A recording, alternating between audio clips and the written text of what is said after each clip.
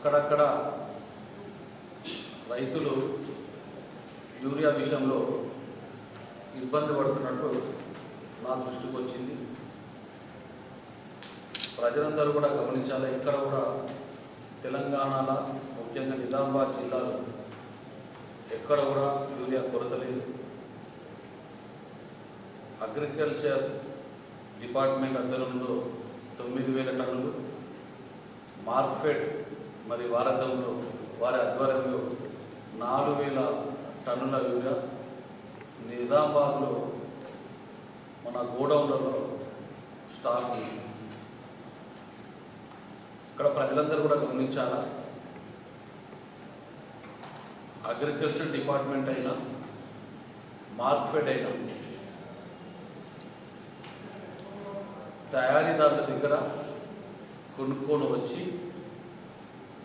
జిల్లా నుంచి మన సొసైటీలకు సరఫరా జరుగుతుంది. సొసైటీ వారు అమ్మి ఆ డబ్బులను మార్కెట్కు చెల్లించాలి.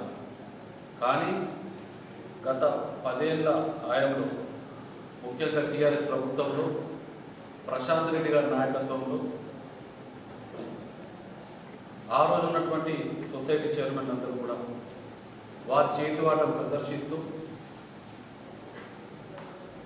ఎవరైనా నమ్ముకొని ఆ డబ్బులన్నీ కూడా రాజేశ్వర పరిస్థితిని ఈరోజు నిజామాబాద్ జిల్లాలో మరి ముఖ్యంగా మన పాల్గొండ నియోజకవర్గంలో నెలకొన్నటువంటి పరిస్థితి. సొసైటీలన్నింటినీ కూడా నిర్వీర్యం చెందినాయి. ఈరోజు నిజామాబాద్ జిల్లాలో 9 సొసైటీలు ఎంక్వైరీ అయితే 8 సొసైటీలు పాల్గొండ నియోజకవర్గం నుంచే ఉన్నాయంటే పరిస్థితి ఏ స్థాయిలో ఉందో ప్రజలందరూ కూడా అర్థం చేసుకోవాలని విజ్ఞప్తి చేస్తుంది. ఈరోజే మార్కెట్ నుంచి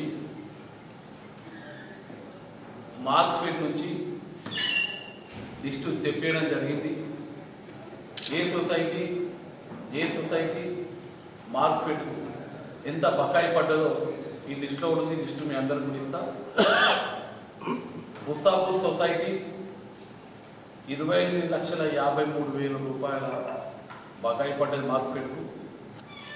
అలాగే చౌటుపల్లి ఎక్కువ డబ్బులు లేవు, కేవలం 4 లక్షల రూపాయల కోసం వాళ్ళు కట్టాల్సింది ఉంది. అలాగే కమ్మర్పల్లి 15,88,000. మరి పడగల వేల్పూర్ మండల్ పడగల సొసైటీ 71 లక్షల రూపాయలు బకాయి కట్టాల్సిన పరిస్థితి మార్కెట్ ఉంది.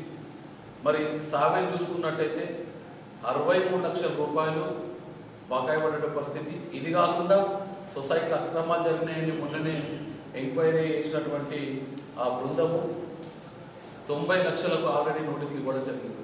అంటే ఒక సావెల్ సొసైటీ పరిధిలోనే దాదాపు 1,50,00,000 రూపాయల అవినీతి జరిగిందని మనకు కనిపిస్తుంది ఒక సొసైటీకి. మరి అదేవిధంగా షెట్పల్లిలో 19 లక్షలు. ఇక మనందరూ కూడా తెలుసు తాటారాపూర్ ఎప్పటి నుంచో ఏ పరిస్థితి ఉందో 82 లక్షలు 70,000 మార్కెట్ బకాయి పడ్డది. మరి వేంపల్లి 65 లక్షలు, ఏర్గట్ల 34 లక్షలు. ఇవి కేవలం ప్రజలందరూ కూడా గమనించాలా.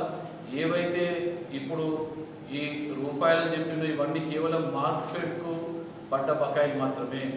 ఇవి కాకుండా సొసైటీలో రుణాలు తెచ్చి డిస్ట్రిక్ట్ కోఆపరేటివ్ బ్యాంక్ ద్వారా ఏవైతే రుణాలు ఇచ్చారో రుణాల ద్వారా అవినీతి సొమ్మింతుందో ఇక తేలాల్సింది ఉంది.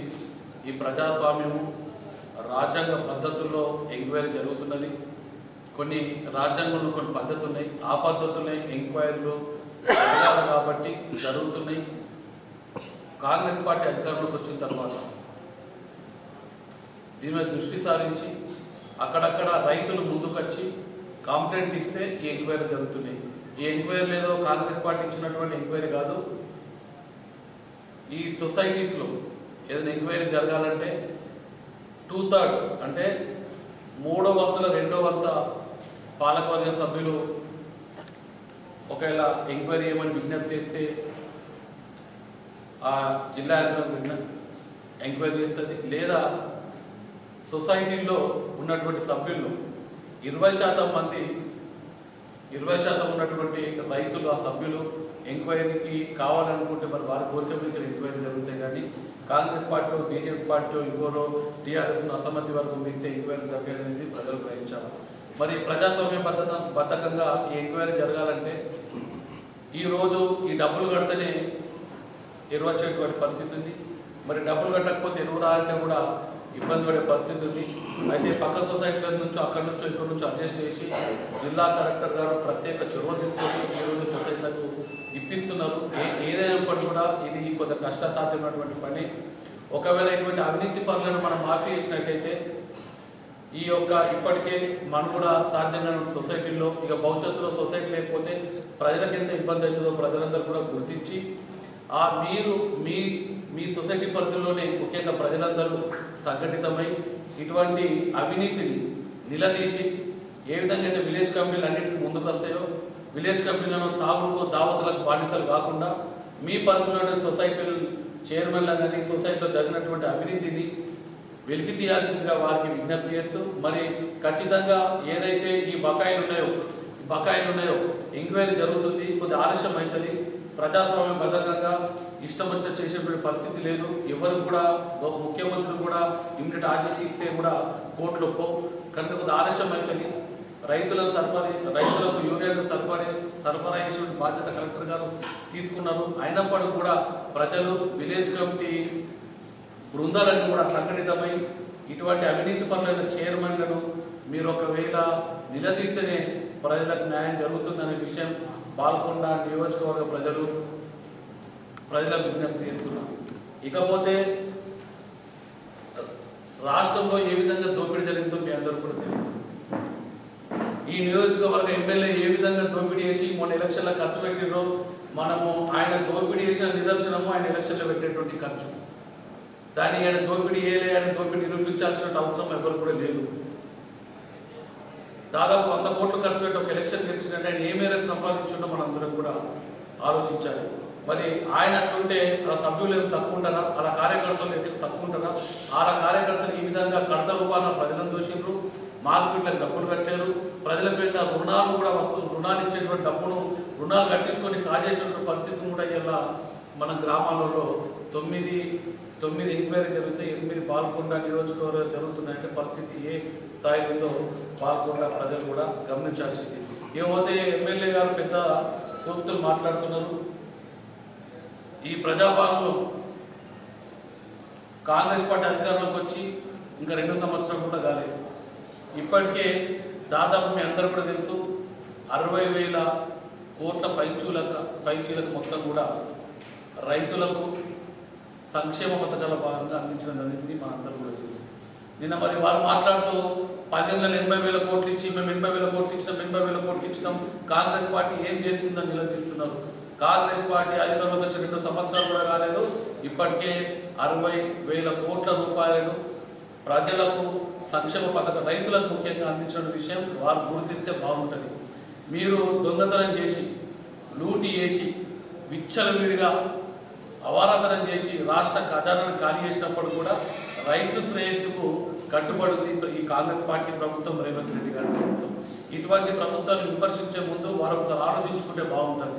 అక్కడక్కడ తప్పులు జరిగినాయి, ఇంకా రైతు మాఫీ జరగాల్సినటువంటి మేము కూడా అడుగుతున్న పార్టీని ఇంకొన్ని రైతు మాఫీ చేయాలని మేము కూడా పార్టీని ప్రభుత్వాన్ని విజ్ఞప్తి చేస్తున్నాం, ముఖ్యమంత్రి గారిని విజ్ఞప్తి చేస్తున్నాం. మరి వారికి ఉన్నటువంటి పరిస్థితి మరి టీఆర్ఎస్ వాళ్ళు ఏ విధంగా దోపిడీ చేసారో మనందరం కూడా చూసినాం. పైసలు లేనటువంటి పరిస్థితుల్లో కూడా ఇన్ని 60,000 కోట్లు ఇచ్చారు. ఇంకా కూడా రైతులకు అవి రావాలని రైతుల పక్షాన మేమందరం కూడా ప్రభుత్వంతో ముఖ్యమంత్రి గారితో అడుగుతున్నాం, విజ్ఞప్తి చేస్తున్నాం. తప్పక రైతులకు వచ్చే వరకు అడుగుతామని కూడా ఈ యొక్క బాల్కొండ నియోజకవర్గ ప్రజలకు మేము తెలియజేస్తూ ప్రజలకు ఇంకోసారి విజ్ఞప్తి చేస్తున్నాం. ఎరువులు ఎక్కడ కూడా కొదవలేవు. 13,000 టన్నుల ఎరువులు ఈరోజు నిజామాబాద్ జిల్లాలో నిల్వ ఉన్నదంటే ప్రభుత్వం రైతు శ్రేయస్సు గురించి రైతుల గురించి ఎంత కట్టుబడి దొరుకుతారో ప్రజలు ఆలోచించాలి. మీ సొసైటీ పరిధిలో నిల్వలు లేవంటే అక్కడ మీ సొసైటీలో నిర్వీర్యం చెందినాయి, డబ్బులు తెచ్చే పరిస్థితి లేదు. మరి ఎవరో ఒకరు జవాబుదారితనం తీసుకోవాలా?